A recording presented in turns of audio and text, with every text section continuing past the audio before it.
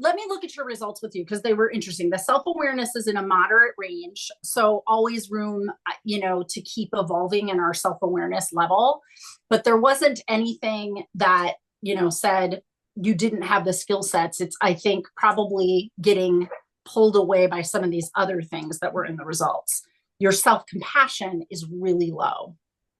And what I don't have broken out, but there are 2 questions per a category. So some is self-kindness, some is like, putting it in the perspective of my common humanity, those things that we learned in the group coaching.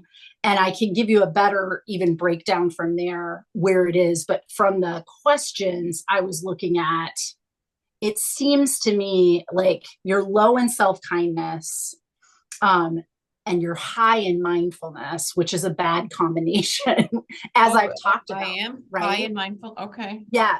So you're mindful of things, but then you're critiquing, you're judgy about it. Sure. And that's the combination that kind of sinks us. And beckons us towards what we think is safe. But remember, what safe keeps us stuck, because what's safe is really what's familiar, and what's familiar is an old version that's not going to get us to the new place. Right? It goes up. So you have great self-awareness. Really, honestly, it's a little bit above average, but average is great for an American. Honestly, most of us are well below what I want us to be at.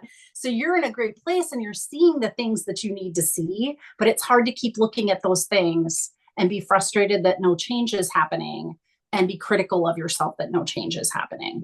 Does that make sense? Oh, totally. You nailed it. Yeah. So that's something that I'm seeing in the data that's definitely we need to pick. Self-care score tells me you are very much invested in taking care of yourself as a way to do this work.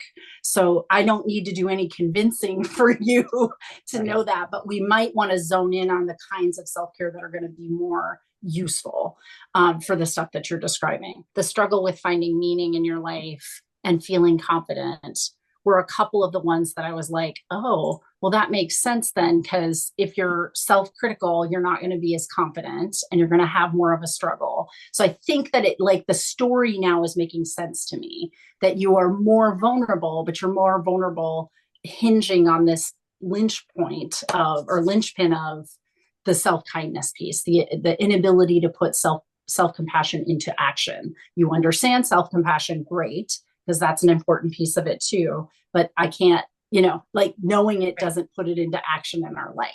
Totally. So it doesn't seem like you're not doing your self-care. And that's great, because that'll be an asset of yours. So this is one of your very biggest strengths. You have really healthy self-awareness. That's good too. That's one of the big strengths. But the biggest strength, I would say, is your dedication to your own self-care and your acknowledgement that it's a necessary thing for yourself. Knowing that, we use that then, and we have to formulate what are going to be the self-care things that facilitate self-kindness, that facilitate kind of building in and creating new neurology that makes you feel so kind towards yourself every time the old judgy voice shows up. So last but certainly not least is in your mindset is on the low moderate side. So it's not quite low, it's low moderate, but I'd like to see it come up a bit.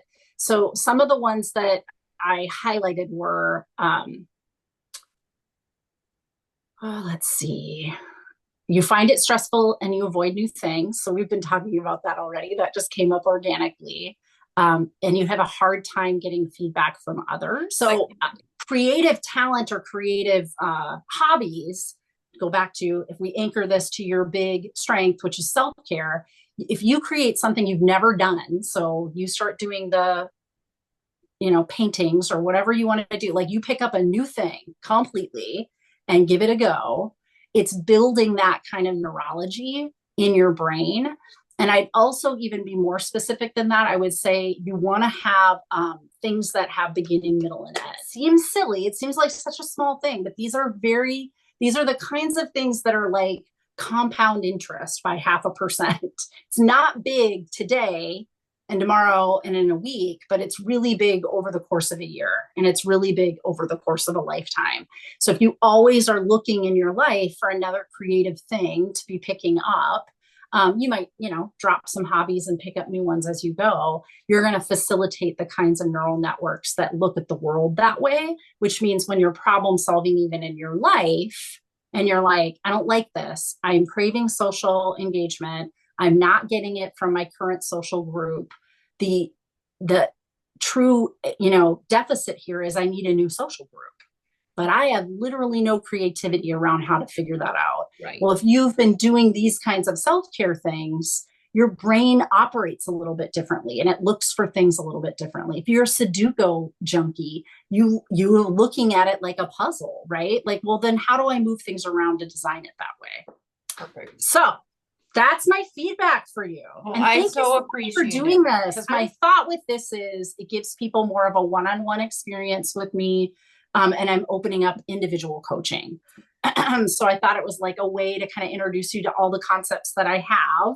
So if you want to, you can do the courses. If you want to, you can join a group coaching group, or you could do one-on-one with me and we can do it much more specifically to your specific situation. So continue one-on-ones, like that is possible. Okay. Yep. Your classes have been so life-changing for me. I so appreciate like 2 years ago, I think when you started this, I was never self-aware. Like I would dissociate it, like the gruesome twosome, like you were talking about. Yeah. It's like, she knows me, Well, it's that's good, because I'm glad that it's resonating for people, because I do know this is happening. I've just done too much therapy to believe that this isn't happening to a ton of us. It's happening to a lot of us. So it's